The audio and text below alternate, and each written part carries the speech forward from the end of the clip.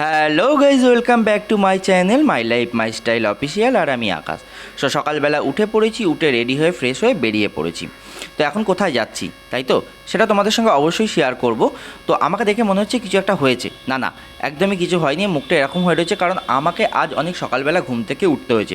আর আমি সকালবেলা একদমই ঘুম থেকে উঠতে পারি না। তো রাস্তায় এসে আমরা টোল ট্যাক্সি একটু দাঁড়িয়েছিলাম কারণ সামনের গাড়িটার কোনো একটা সমস্যা হচ্ছিল। তো সমস্যার সমাধান হয়ে গেছে, আমরা ওখান থেকে বেরিয়ে পড়েছি।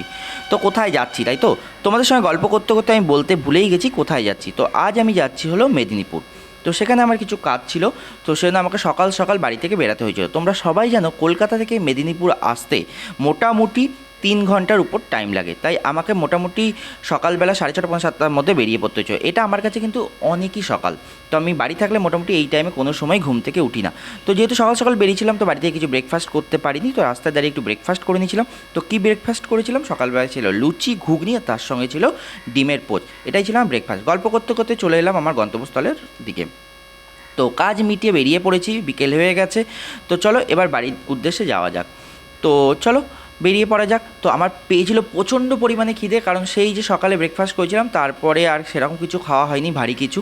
তো দাদাকে বলছিলাম তাড়াতাড়ি চলো, রাস্তায় কোনো ভালো রেস্টুরেন্ট পেলে বা হোটেল পেলে একটু দাঁড়াবে, দুপুরের লাঞ্চটা আমরা করে নেবো।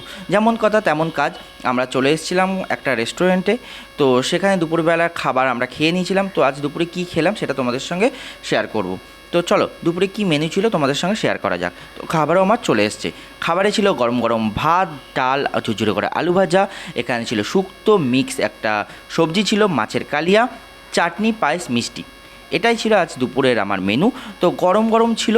তো দুপুরবেলা যেহেতু প্রচণ্ড পরিমাণে খিদে পেয়েছিল, তো এই খাবারটাই অমৃত লাগছিল। তো খেয়ে দিয়ে আমরা আবার বাড়ির উদ্দেশ্যে রওনা দিলাম। দাদাকে বললাম যত তাড়াতাড়ি পারো চলো, বাড়ি গিয়ে আমার একটা ইম্পর্টেন্ট কাজ আছে। ইম্পর্টেন্ট কাজ কী সেটা তোমাদের সঙ্গে শেয়ার করব। তো বাড়ি পৌঁছে গেছি, দেখছো আমাকে প্রচণ্ড ফ্রেশ ফ্রেশ লাগছে কারণ বাড়ি এসে আমি ফ্রেশ করে নিলাম। ফ্রেশ হয়ে গিয়ে এবার আমার ইম্পর্টেন্ট কাজটা হলো আমি এখন একটা টানা ঘুম দেবো। তো এটাই ছিল আমার ইম্পর্টেন্ট কাজ। শুনে খুব হাসি পাবে কারণ ঘুমাতে প্রচণ্ড আমি ভালোবাসি। তো চলো একটা টানা ঘুম দেওয়া যাক। ঘুম থেকে উঠে দেখতে পাচ্ছ মাইন্ডটা পুরো ফ্রেশ হয়ে গেছে, কারণ ঘুমটা না হলে একদমই ভালো লাগে না।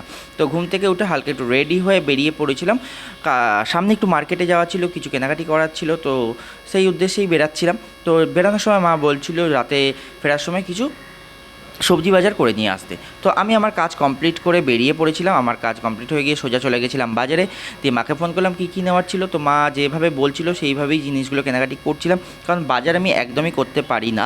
তো যা যা দেখছিলাম, যা যা বলছিলাম ফোনে, সেগুলোই বলছিল নিয়ে আসতে, সেগুলোই অল্প করে আমি নিয়ে আসছিলাম। কারণ বাজার কোনো সময় আমি করি না, তো ওই টুকটাক দরকার পড়লে করি। তো সেই জন্যই খুব একটা এক্সপিরিয়েন্স নেই আমার বাজার করার।